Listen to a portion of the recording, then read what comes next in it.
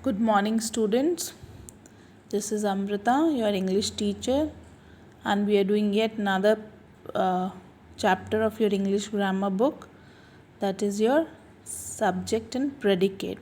So, what is a subject and predicate? It is the part of a sentence. In the earlier video, I have told you these two chapters I'll do together so that you understand the concept well. In the first chapter, I have told you about what is a sentence and its kinds, and now in this part I will tell you the parts of the sentence. So there are two parts of a sentence, that is the subject and the predicate. Suppose when we are rearranging the words, or when we talk about or make sentences, when we speak, we generally take care of two things. What are they? The person we are talking about, person, place, thing. Okay, and the second thing is what we are talking about, that person, place or thing. Suppose I and here just see, a sentence can be divided into two halves, the subject and the predicate. The subject is made up of all the words that tell us who or what the sentence is about. The predicate includes the verb and all the words that tell what happened in the sentence. So these are the two things that we have to take care while we are making a sentence, while we are trying to find out which is the subject and which is the predicate. Every word in a sentence belongs either to the subject or predicate. Like Bobby wrote a letter to his uncle. So whom are we talking about? Bobby. So Bobby becomes the subject. What are we talking about the subject? That he wrote a letter to his uncle. So wrote a letter to his uncle becomes your predicate. Let's take another example. My neighbor's dog barked all day.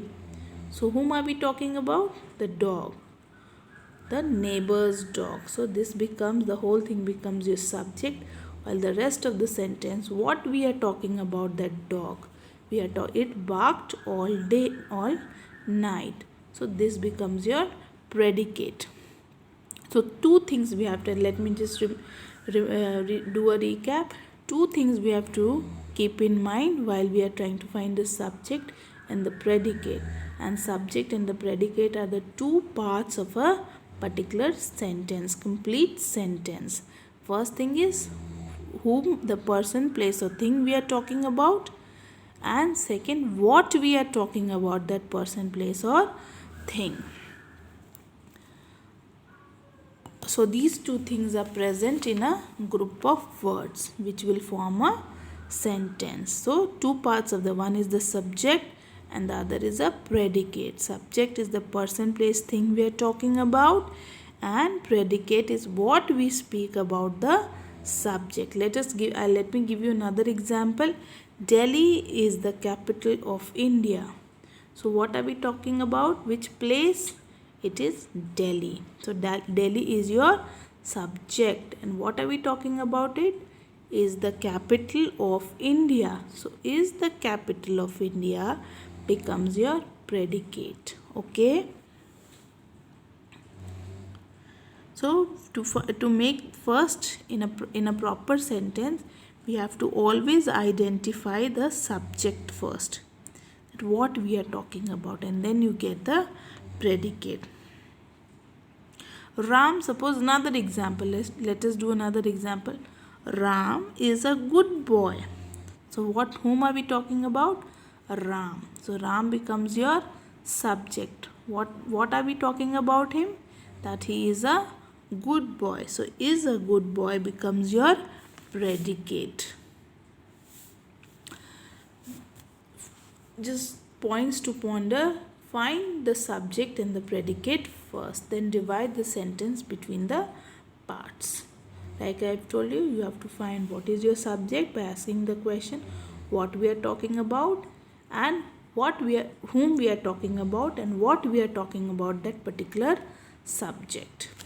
Then sometimes a word or a phrase will come between the subject and the simple predicate. You will need to decide if the phrase describes the subject or the predicate. When finding the subject and the predicate in a sentence, always find the verb first and then say who or what is followed by the verb. For example, the bell rang. Find the verb rang. Now say who or what rang. So the bell. So the bell rang. The bell becomes your subject. So this is how you have to find your subject, because it is not, it most of the times, or usually it is not so that the subject is always at the beginning of the sentence. It can be in the middle of the sentence, or it can be at the end of the sentence. So you have to be very, very careful in finding out the subject.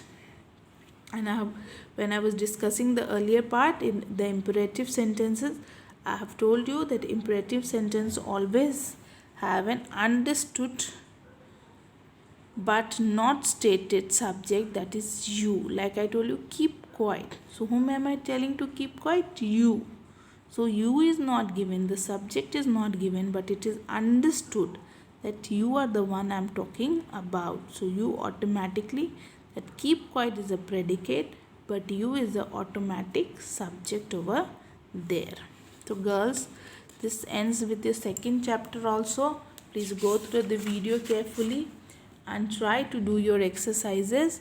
I will send you the exercise, all exercises in the next, in your attachment. Thank you.